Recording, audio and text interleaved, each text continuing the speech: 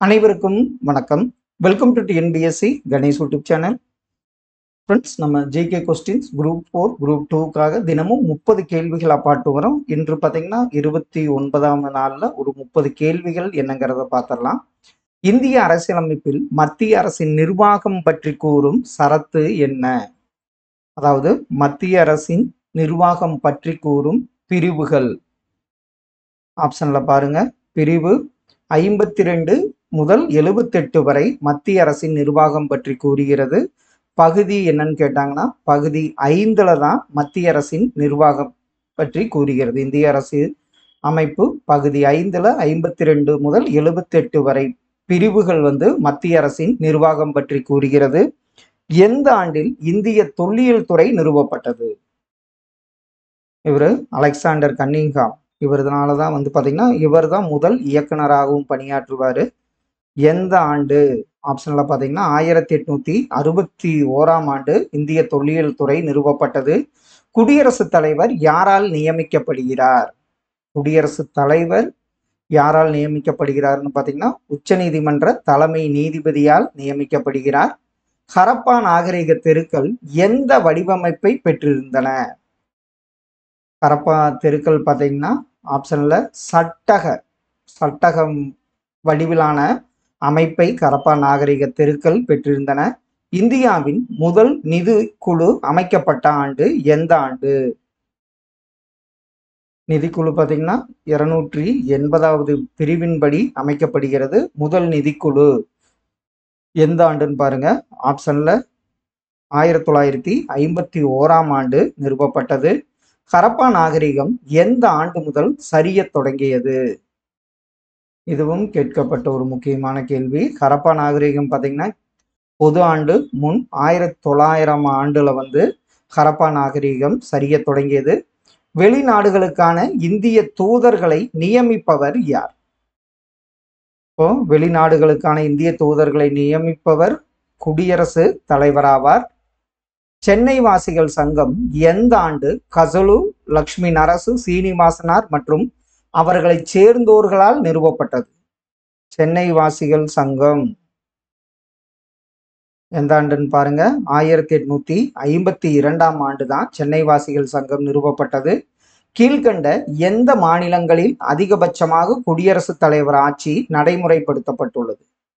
முதல்ல பார்த்தீங்கன்னா 1959ஆம் ஆண்டு ஜூலையில் கேரளாவில் முதலாக குடியரசுத் தலைவர் ஆட்சி நடைமுறைப்படுத்தப்பட்டது. இதில் பார்த்தீங்கன்னா கேரளா மற்றும் பஞ்சாப்ல 9 முறை குடியரசுத் தலைவர் ஆட்சி நடைமுறைப்படுத்தப்பட்டுள்ளது. ஆப்ஷன் சி இதற்கு சரியான உண்டு. சென்னை வாசிகள் சங்கம் எந்த ஆண்டுக்கு பின்னர் செயலிழந்து இல்லாமலானது?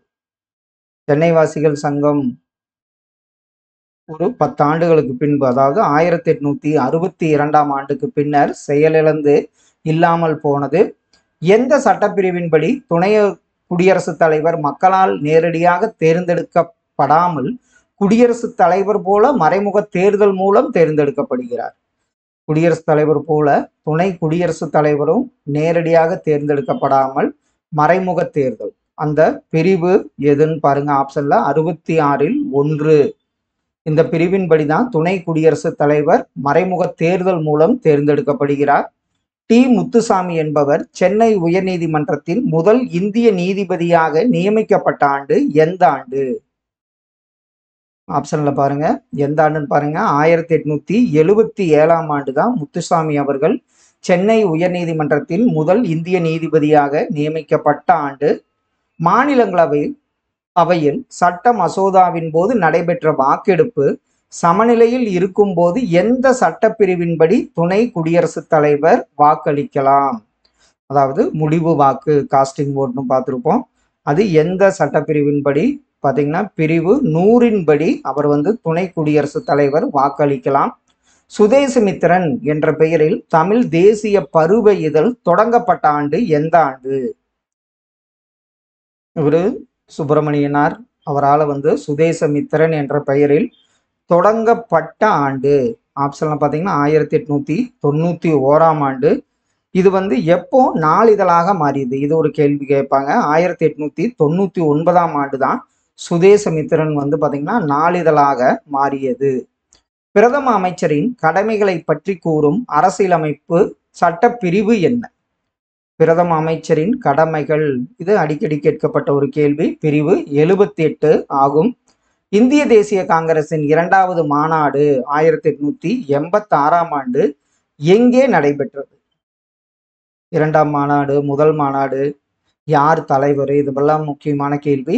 இந்திய தேசிய காங்கிரசின் 2வது மாநாடு எங்கேன்னு பாருங்க, கல்கத்தாவில் 1886ஆம் ஆண்டு நடைபெற்றது. நாடாளுமன்ற மாநிலங்களவையின் உறுப்பினராவதற்கு எத்தனை வயது பூர்த்தி அடைந்திருக்க வேண்டும்? ஒருத்தர் வந்து மாநிலங்களவை உறுப்பினர் ஆகணும்னா அவர் கண்டிப்பா 30 வயது பூர்த்தி அடைந்திருக்க வேண்டும். சுதேசி இயக்க போராட்டத்தின் போது சிறை தண்டனையை தவிர்ப்பதற்காக சுப்பிரமணிய பாரதி எங்கே இடம்பெயர்ந்தார்? அங்கிருந்து தான் பார்த்தீங்கன்னா இந்தியா விஜயா போன்ற இதழ்களை இது பண்ணுவாரு. பாண்டிச்சேரிக்கு இடம்பெயர்ந்தார் என்பது சரி. தமிழகத்திலிருந்து நாடாளுமன்றத்திற்கு தேர்ந்தெடுக்கப்படும் உறுப்பினர்கள் எண்ணிக்கை, இது நம்ம மறக்க மாட்டோம். மாநிலங்களவைக்கு 18, மக்களவை 39.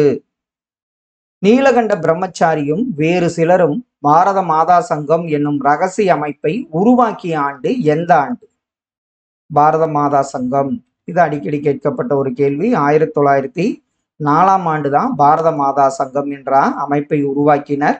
கட்சி தாவல் தடை சட்டம் எந்த ஆண்டு நடைமுறைப்படுத்தப்பட்டது?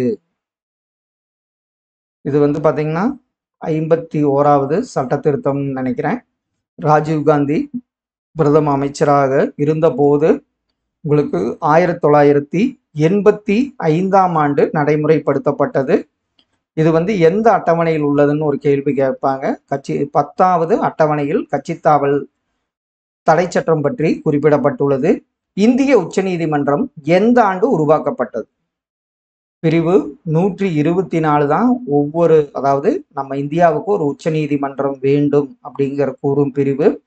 ஜனவரி 26, 1950ஆம் ஆண்டன்று இந்திய உச்ச நீதிமன்றம் உருவாக்கப்பட்டது. அன்னி பெசன்ட் அம்மையார் எந்த ஆண்டு தன்னாட்சி இயக்கத்தை தொடங்கினார்? அன்னி பெசன்ட் அம்மையார் தன்னாட்சி இயக்கத்தை தொடங்கிய ஆண்டு 1916ஆம் ஆண்டு.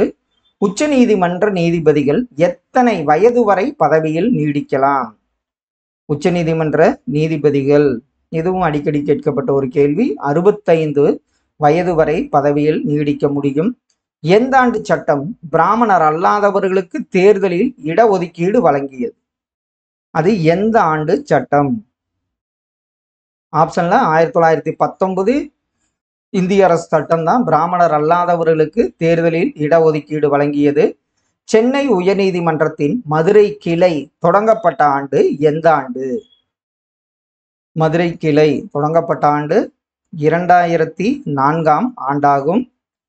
1920இல் நடத்தப்பட்ட தேர்தலில் நீதி கட்சி வெற்றி பெற்று யார் வந்து முதலாவது முதலமைச்சரானார்? சென்னை மாகாணத்துல நீதி கட்சி வெற்றி பெற்று 1920ல் யாருன்னு பாருங்க, சுப்பராயலு முதலமைச்சராக பொறுப்பேற்றார். மதுரை மக்களால் ரோசாப்பூ துறை என அழைக்கப்பட்டவர் யார்? ரோசாப்பூ துறை, இதெல்லாம் முக்கியமான கேள்வி. ஜார்ஜ் ஜோசப் அவர்கள் தான் மதுரை மக்களால் ரோசாப்பூ துறை என அழைக்கப்பட்டார். தமிழ்நாட்டில் கிளாபத் எழுச்சி நடவடிக்கைகளின் முக்கிய மையமாக திகழ்ந்த இடம் எந்த இடம்? தமிழ்நாட்டில் கிளாபத் எழுச்சி நடவடிக்கைகளின் முக்கிய மையம் எதுன்னு பார்த்தீங்கன்னா வாணியம்பாடி திகழ்ந்தது. கடைசி ஒன்று 1922ல் சௌரி சௌரா சம்பவம் நடைபெற்றது. அந்த நிகழ்வின் போது எத்தனை காவலர்கள் கொல்லப்பட்டனர்? சௌரி சௌரா நிகழ்வின் போது 22 காவலர்கள் கொல்லப்பட்டனர். ஃப்ரெண்ட்ஸ், இன்று ஒரு 30 கேள்விகள் பார்த்தோம். கண்டிப்பாக இதெல்லாம் உங்கள் ஸ்டடீஸ்க்கு ரொம்ப யூஸ்ஃபுல்லாக இருக்குன்னு நம்புகிறோம். Thank you for your support.